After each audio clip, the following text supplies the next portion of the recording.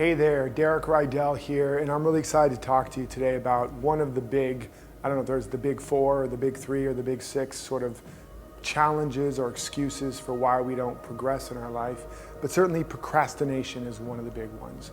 And everybody is always asking, how do I stop procrastinating? How do I end procrastination? And what if I could tell you today how to end it for good? Now, that doesn't mean you won't have challenges, but you don't ever have to procrastinate again. Okay? And I'll talk about a few of the different reasons about what's really going on, and that's the first thing you need to understand. We don't procrastinate because we're bad or merely because we're lazy. In fact, we're not even lazy because we're lazy. What's going on is there's something underneath that. There's a real legitimate need that isn't being met. And there's about three core reasons why we procrastinate. One, either it's a values conflict.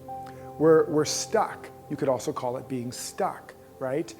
And it's that we want two things. We value two things, but they are in opposite sides of the room. It's their sibling rivalry. They seem to be at odds with each other. And I'll get back to a little more detail, but that's the first one, values conflict. The second reason we procrastinate is we have a shadow, because there's something that we're afraid is going to happen if we take action here. Or if we're already in action or at a job and we need to stop something, we're afraid that if we stop it, something bad's going to happen. That's the shadow. And then the third reason is, we, like I said, we have a real need and it's not met. And the need can be a variety of things. We literally might not know what to do. We literally might not have an answer we need. Or there might be a deeper emotional need.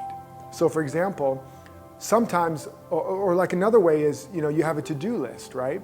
And your to-do list isn't really broken down with to-dos. It's broken down with projects. It's like, start my book, get in shape, have that conversation with my wife, which is almost a to-do, but it's not exactly, because there's potentially a lot of steps to get to those, right? So start that book. Well, what does that mean? And so you look at your list of things to do or your projects, and you don't actually know exactly what to do. And if it's something new and it's something that's not a habit, you're going to procrastinate. You're going to get stuck. You're going to feel overwhelmed. You're going to find yourself standing in front of the freezer eating Ben & Jerry's Chunky Monkey at midnight or at noon when you really should be working. It's not just me, right? Is this too much information? Okay, so it's because there's something here that you don't have the answer for. There's something you're confused about. There's a need here. And so the first thing is, if you have specific projects, you got to chunk them down. You got to make them actually doable. What's on your to-do list should be something you can do. You can't just start book. What does that mean? You have to, maybe it's not even just start outline, right? It could be research the psychology of procrastination. Okay, let's say you're writing a book on procrastination. Google it. You can do that. And if you saw that on your list, you could just do it. There'd be much less resistance. So you got to first break down your projects into things that you can do, into things that don't require thinking. If your to-dos require thinking to start them, you are going to be more likely to procrastinate. Okay, so that's the first thing. Break down your tasks in ways that you can do them.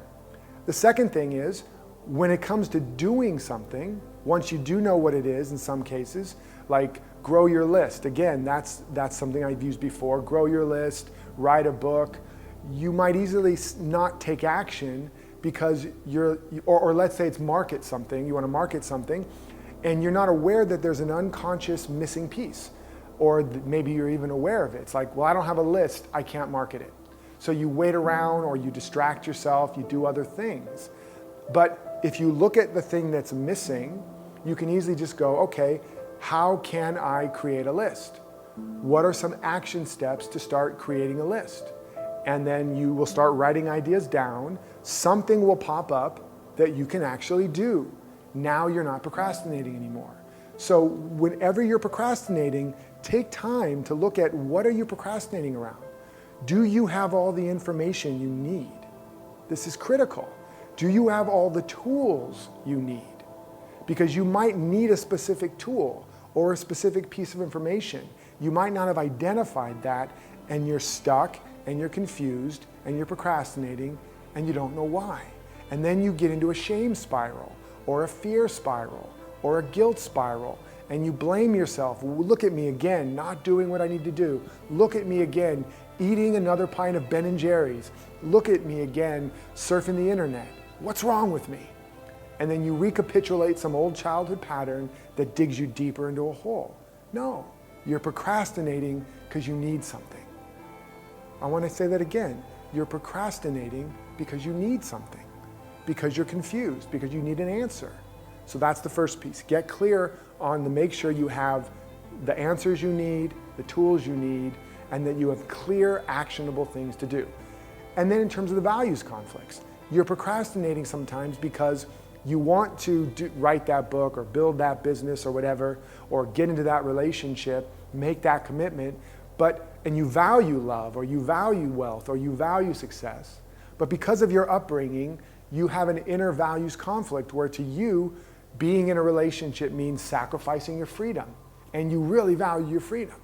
So you're procrastinating and making the commitment because to you it will mean losing something else you value. Or you value wealth, but when you saw your dad get successful, you saw the family fall apart. And you value love and connection, or maybe you saw him sacrifice his dreams just to get a better job, and you don't want to sacrifice your dreams. You don't want to sacrifice your true art or passion. So on some level, you believe if I go for this, if I do this thing, I'm going to lose the thing, something else I really value. So you're stuck, and you will procrastinate. So get clear on what are you afraid you're going to have to lose or sacrifice if you do that thing, and if it actually works out. Ask that question. What am I afraid I'm going to lose or sacrifice if I do this? Something will come up.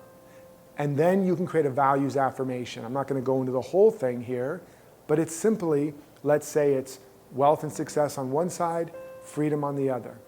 The more wealthy and successful I become, the more freedom I have. And the more I honor my need for freedom, the more motivated and inspired I am to create more wealth and success. That's called a values affirmation. You affirm it from both ends. So whatever the values are that seem to be in conflict, weave them into that affirmation and begin to speak that and affirm that, and you'll start to feel the sparks start to connect again, the wires start to connect again, and there'll be energy and circulation again. You're repairing and reconnecting a broken circuit. And then the final piece, again, I'll go into very briefly, is there could be a shadow there. And what does that mean? It means I want to be more successful, but I'm not doing what I need to. I'm procrastinating. You ask yourself, what am I afraid is going to happen if I go for it? And lets you say, well, I might fail. And what am I afraid I would make that mean about me, or that others would think about me? They'll think I'm a failure, I'm a loser, I'm stupid. There's your shadow. Failure, loser, stupid. Or you're going and you're afraid to stop. What am I afraid is going to happen if I stop? I'm afraid everything's going to fall apart. And what would you make that mean about you? That I'm a screw up, that I'm incompetent. There's your shadow, screw up or incompetent. So if you want to work on that shadow, if you identify that shadow, you can grab the shadow process for free at DerekRydall.com/shadow process. Okay, I just want to give you that tool. And if you join the Emergence Academy, you can get a lot of tools in there where you can work on these different pieces. But the most important thing I want to give you, this is not by any means meant to be a workshop on all of this, is when you're procrastinating, it's not because you're bad or wrong or screwed up. It's because you need something. You need something. And what does love do? Love seeks to meet our legitimate needs. So be loving, be kind to yourself. Ask, what do I really need here? And then give it to yourself. And you won't be procrastinating anymore, I promise. I can't wait to hear how this works for you. I hope this is helpful. And until next time, remember, live authentically, love unconditionally, and follow your destiny.